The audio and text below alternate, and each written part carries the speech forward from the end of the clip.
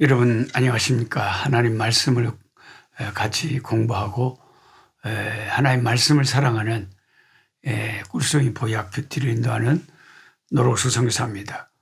오늘 2022년 4월 7일 목요일 아침입니다. 열왕기하 2장에서 4장의 말씀으로 오늘 또 변함없이 우리가 생명이 있고 호흡이 있는 동안 하나님 말씀과 함께 하루하루를 살기를 원합니다.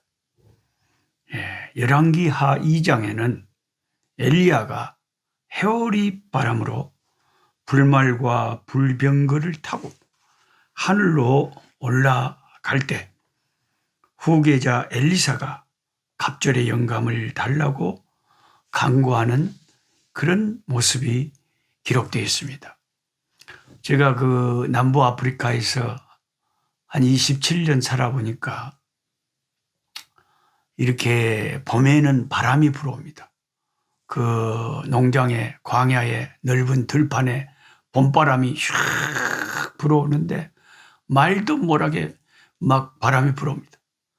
근데 그 들판에 부는 바람 가운데 가끔 해리바람이 불어요. 그래갖고 차를 타고 이렇게 몰고 가다 보면 뱅글뱅글 확 감아 도는 해오리 바람이 확 불어가지고 막 흙 같은 것이 이렇게 막 하늘로 올라갑니다. 하늘로 올라가요. 옛날에 어렸을 때 제 고향 전라도 벌교에서 보면은 여름에 비가 겁나게 오는 그 장마철에 가끔 시골 마당에 공중에서 미꾸라지가 물고기가 마당에 떨어지는 경우가 있습니다. 야들이 언제 하늘까지 타고 올라가서 하늘에서 물고기가 미꾸라지가 떨어졌을까요? 그게 참 신기합니다. 그거 진짜입니다, 진짜. 그러니까 야들이 어떻게 올라갔다는 거 아니에요? 올라가갖고 공중에 떨어진 거 아니에요? 이게 참 신기한 일이었어요. 저는 그 아프리카에서 해오리 바람만 보면 열왕기하 2장에 해오리 바람 타고 불병거 타고 하늘로 올라가신 승천한 하나님의 사람 엘리야가 생각납니다. 우리는 흔히 엘리사가 엘리야의 능력보다 2배나 센 권능을 받은 걸로 대부분 오해하고 있습니다. 그러나 저랑 같이 이렇게 꿀송이 공부하시는 식구들은 제가 매년 이 말씀들을 반복해서 여러분과 함께 나누기 때문에 그게 아니라는 것을 잘 알 것입니다. 구약 신명기 21장 17절에 보면 집에서 첫째 아들 장자는 부모 소유의 그 2배를 받도록 되어 있습니다. 그러니까 부모님이 돌아가시고 유산을 남겨줄 때 장자에게는 차자보다 다른 자식들보다 2배를 주는 겁니다. 2배를. 장자는 2배를 받아요. 따라서 엘리사가 갑절의 능력을 구한 것은 스승님보다 2배나 센 능력을 달라는 것이 아니고요. 그게 아니고요. 스승님이 물려줄 믿음의 유산이 많이 있는데 자기를 그 수많은 제자들 가운데 장자로 생각해 주셔서 자기한테는 2배로 물려달라고 하는 그런 기도라는 것을 여러분이 꼭 아셔야 됩니다. Let me inherit a double portion of your spirit. 당신의 그 영감에 your power, 당신의 능력에 더블 포션 2배를 let me inherit. 제가 이어받게 해주십시오. 제가 유산을 받게 해주십시오. 나를 장자로 여겨주십시오. 나에게는 다른 사람에게 주는 거 2배를 주십시오. 그 말이지 선생님보다 2배나 뛰어난 능력을 달라는 뜻이 아니라는 거, 이런 차이를 아셔야 됩니다. 우리가 엘리사처럼 그렇게 스승의 능력같이 그런 능력 있는 종이 되려면 어떻게 해야 될까요? 엘리사의 능력의 비결은 크게 2가지로 압축이 되는데, 엘리사는 능력 있는 스승을 만났다는 거죠. 예, 구약의 능력 있는 선지자의 대표적인 선지자 하면 엘리야라고 할 수 있지 않습니까? 그 엘리야의 수제자, 자기의 스승이 하나님의 엄청난 기적과 능력과 권능을 이 땅에 펼친 그런 스승 밑에서 자란 제자였기 때문에 스승을 잘 만나서 그는 그 스승의 능력 있는 그 사역대로 그 사역을 감당할 수 있었다는 것이죠. 둘째는 그 스승의 능력을 간절히 물려받기를 원했고 스승의 맏아들이 되고 싶도록 그 스승의 능력을 사모했다는 거예요. 사모했다. 하나님은 사모하는 심령을 만족시키신다고 성경에 기록해 놓으셨습니다. 열왕기하 2장을 읽어보면 엘리야는 승천하기 전에 수제자 엘리사를 떼어놓으려고 여러 번 시도한 것이 기록되어 있어요. 죽기 전에 아무도 자기에게 가까이, 엘리야는 자기가 죽음을 보지 않고 하늘에서 불병거가 내려와서 자기를 태우고 그 해오리 바람 속에서 하늘에 올려질 것이라는 그런 하나님의 계시를 받았겠죠. 그걸 알고 있었어요. 그런 특별한 하나님의 어마어마한 권능의 그 순간에 아무도 세상 사람들이 옆에 있기를 원치 않았던 거죠. 근데 희한하게도 이 수많은 제자 가운데 엘리사는 풍선껌처럼 절대 스승을 떨어지질 않아요. 아주 껌처럼 탈싹 달라붙어가지고 스승님이 베델에 있어라, 길갈에 있어라, 여리고에 있어라, 아무리 또 요단강 이쪽에 있어라, 나는 요단강 저쪽으로 이제 가서 하나님 나를 데려가실 거라 했는데 요단강도 따라가고 어디서든지 제발 그만 따라오라고 하는데 기어코 달라붙은 거예요. 기어코 달라붙은 거예요. 그만큼 사모하는 것이 남달랐고 간절함이 남달랐다. 그 능력을 사모하는 것이 남달랐다. 그리고 이제 다른 제자들은 멀리서 떨어져서 스승님 가시는 거 구경만 하고 있는데 그 딱 유일한 제자 엘리사만큼은 엘리야 곁에서 탈싹 달라붙어가지고 껌처럼 떨어지잖아.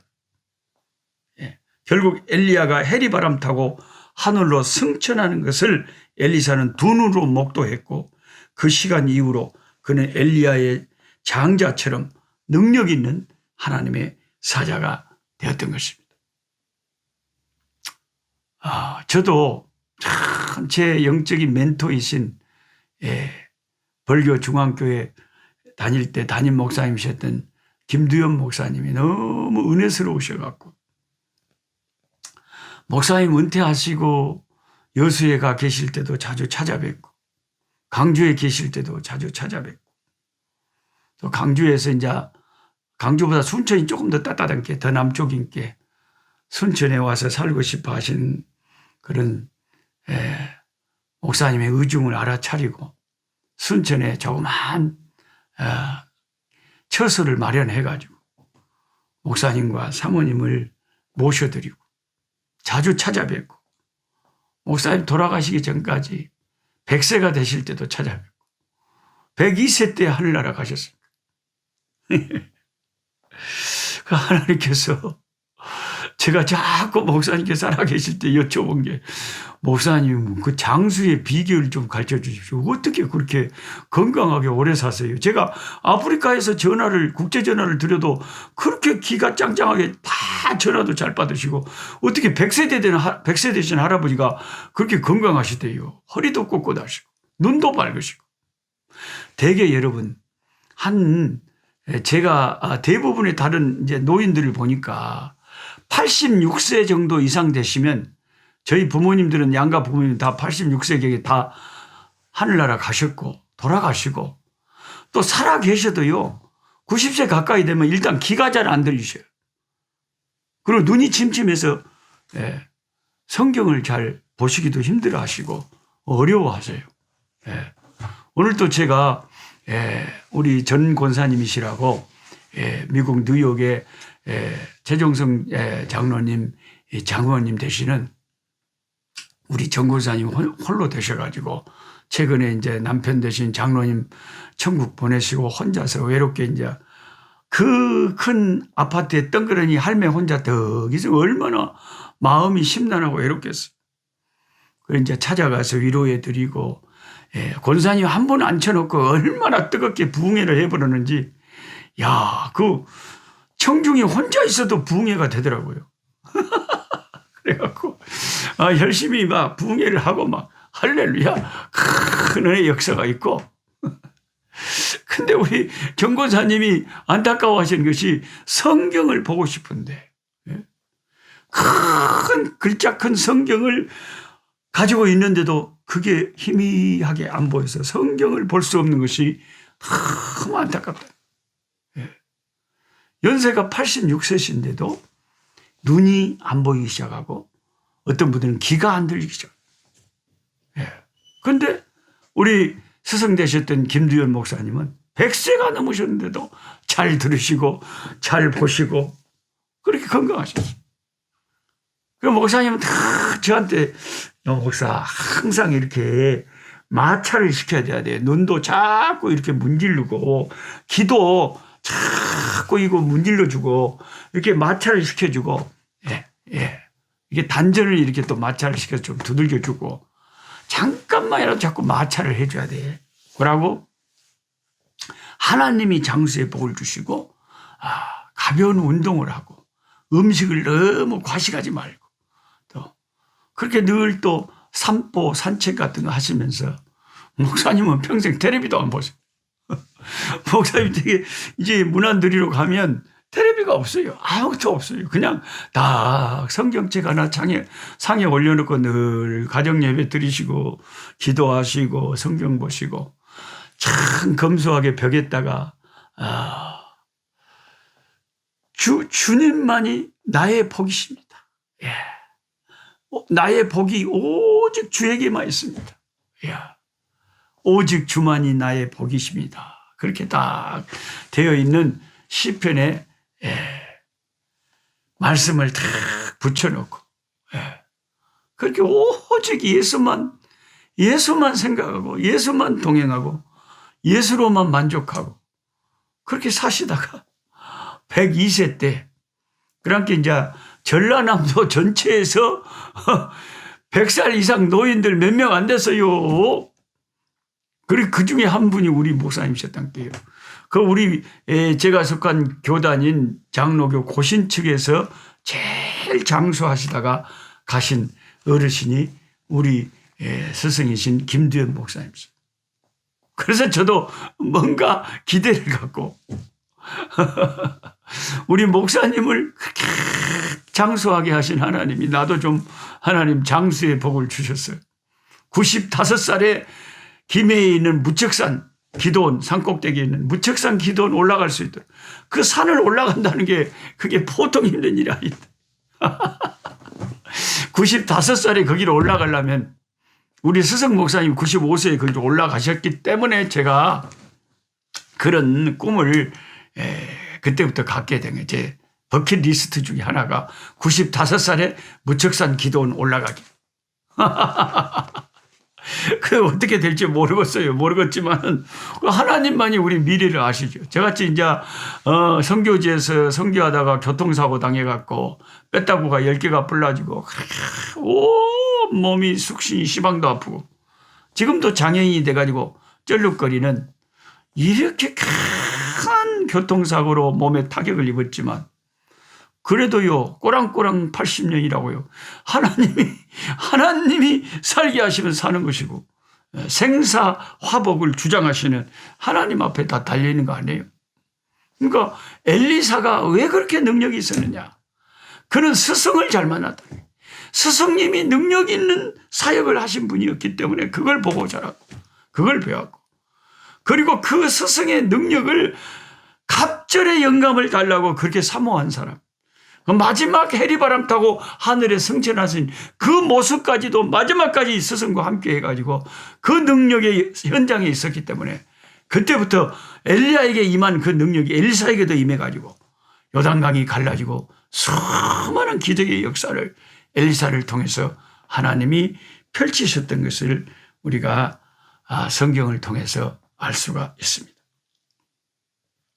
19세기 말 제가 너무 좋아하고 은혜 받는 세계적인 전도자 드와이트 무디가 있습니다. 이 무디가 1837년에 미국 매사추세츠 노스필드 가난한 집에서 태어났다고 그래요. 그가 4살 때 그의 아버지가 9명의 자녀를 두고 세상을 떠났다고 합니다. 이 9명의 자녀들은 모두 13살 미만이었다고 그래요. 옛날에 청교도들은 참 자식들을 많이 낳았어요.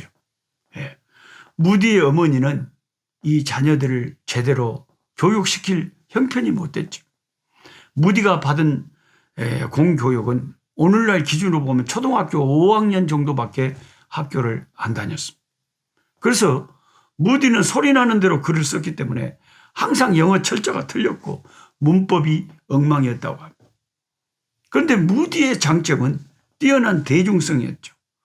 그는 보스턴의 구두방에서 구두 수선공으로 오랫동안 일했고 나중에 시카고로 가서 세일즈맨으로 일을 했는데 이렇게 대중들과 호흡을 한 무디는 기독교의 이 진리를 대중들이 알아듣는 언어로 바꾸어 놓는 전도자였습니다.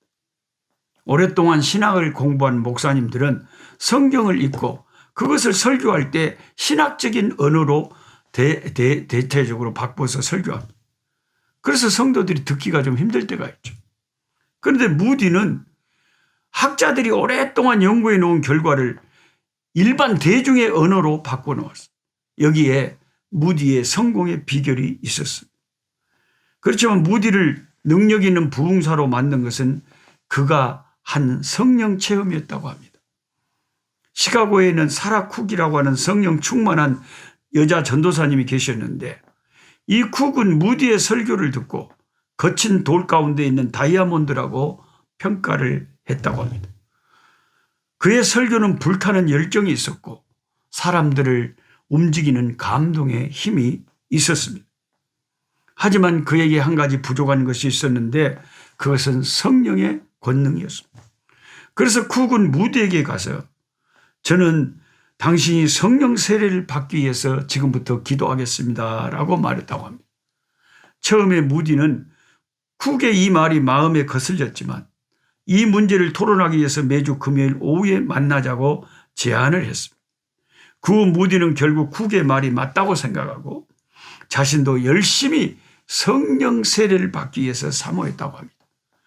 무디는 밤을 새워가며 말 위에 엎드려 눈물을 흘리며 성령의 세례를 간구했습니다. 여기서 제가 말하는 성령 세례라는 것은 제가 속한 교단인 장로교요 보수 측에서는 성령 세례를 예수 믿는 사람은 다 받은 걸로 믿고 있습니다. 제가 여기서 말하는 성령 세례는 우리 예수 믿는 사람이 받은 성령 세례 말고 성령의 권능의 세례, 성령의 불이 떨어지는 성령의 불세례, 능력을 받는 능력 세례를 말하는 거죠. 무디는 밤을 새워가며 말 위에 엎드려 눈물을 흘리며 능력 세례를 간구했습니다. 어느 날 뉴욕으로 집회를 인도하러 가다가 그곳의 월스트리트를 지나가게 되는데 갑자기 그가 구하던 성령의 놀라운 권능이 그 속에서 나타나기 시작했습니다. 급히 가까운 친구 집에 들어가 방을 얻어서 기도하던 그는 불같은 성령의 능력 세례를 받고 그 방 안에서 떼굴떼굴 나뒹굴었다고 합니다. 너무나 성령의 강한 역사를 경험한 무디는 하나님 이제 그만해 주십시오. 죽겠습니다. 뜨겁습니다. 주여 이것으로 충분합니다. 라고 외쳤다고 합니다. 이후부터 무디의 설교는 사람들에게 능력으로 나타나는데 무디가 말하기를 나는 다시 설교하러 갔다. 설교 자체는 아무런 차이가 없었다. 어떤 새로운 진리도 전하지 않았다. 그러나 수백 명씩 회개하는 역사가 나타났다. 만약 당신이 나에게 온 세상을 다 준다고 해도 내가 경험한 이 성령의 능력 세례의 축복과 나는 바꾸지 않을 것이다. 라고 무디 선생님이 말했습니다. 제가 늘 가지고 있는 성경 옆에 중요하게 가지고 다니는 책을 사랑하는 책 중에 하나가 무디가 쓴 책이 있어요. 무디가 묵상한 말씀들이 있어요. 그래서 제가 이렇게 꿀송이 이거 말씀 나누기 전에 무디는 이 본문을 어떻게 묵상했는가 늘 참고를 합니다. 그래서 제가 여러분과 나누는 말씀 중에 무디가 그 책에 써놓은 무디가 은혜 받았던 것을 나눌 때가 제가 많이 있습니다. 저는 은혜스러운 분들의 설교를 많이 받고 배웁니다. 찰스 하던 스펄전이라고 하는 설교자의 황태자라고 하는 영국의 그 스펄전 목사님의 가르침도 많이 받습니다. 책을 통해서. 어쨌든 우리가 능력 있는 종들이 되려면 하나님이 붙잡고 귀하게 쓰셨던 분들을 자꾸 책을 통해서든 뭘 통해서든 가까이 하면서 배우려고 하고 사모하고 이렇게 할 때에 그 능력에 조금 그림자라도 그 능력의 일부라도 우리가 받게 된다면 얼마나 좋겠습니까? 정필도 목사님은 부산에서 교회를 개척하셔가지고 그렇게 수만 명 모이는 수영로 교회를 일구시고 하늘나라로 최근에 가셨을 때 그렇게 많은 성도들이 애달파하고 수많은 목회자들이 그 정필도 목사님에게 받은 그 영향력을 되새김질하면서 그를 추모하고 사모하고 있지 않습니까? 우리는 항상 하나님이 위대하게 쓰셨던 종들을 가까이 하면서 그 영감, 그 은혜, 그 능력들을 우리도 좀 비슷하게 그림자라도 10분의 1이라도 그걸 받아서 하나님의 일을 하면 하나님의 역사가 많이 나타날 것이라고 믿습니다. 하나님이 저와 여러분에게도 하나님의 성령의 능력 세례를 퍼부어 주셨어요. 너무나 뜨거워서 견딜 수 없는 그런 뜨거운 은혜를 하늘로부터 받기를 소망합니다. 하나님 아버지, 오늘 또 엘리야의 능력을 갑절로 이어받은 갑절의 영감을 달라고 기도하던 사모하던 엘리사를 봅니다. 엘리야의 하나님은 어디 계십니까? 라며 엘리야 스승님의 옷을 가지고 요단강을 내칠 때 요단강이 갈라지던 역사를 봅니다. 엘리사 선지자를 통하여 열왕기 하에 일어나는 수많은 기적들을 봅니다. 하나님, 이 시대에는 주의 종들은 많지만 능력은 너무나 약합니다. 이 정도 너무나도 능력이 없고 부족합니다. 하나님, 나를 위해서가 아니라 하나님을 위해서 엘리야의 하나님, 엘리사의 하나님, 동일하신 하나님, 저희들에게 은혜를 좀 베풀어 주시고 하늘 문을 여시고 하늘의 그 권능의 성령의 불세례를 주의 종들에게 퍼부어 주셔서 주님이 주시는 능력을 가지고 하나님의 역사를 일으킬 수 있도록 이 마지막 때에 많은 영혼들을 하나님께로 인도할 수 있도록 주여 권능의 옷을 입혀 주시옵소서. 예수님의 이름으로 기도하옵나이다. 아멘. 아멘. 약한 자 힘주시고 강한 자 바르게 주한 자 정케함이 주님의 뜻이라. 해 아래 압박 있는 곳 주 거기 계셔서 그 팔로 막아 주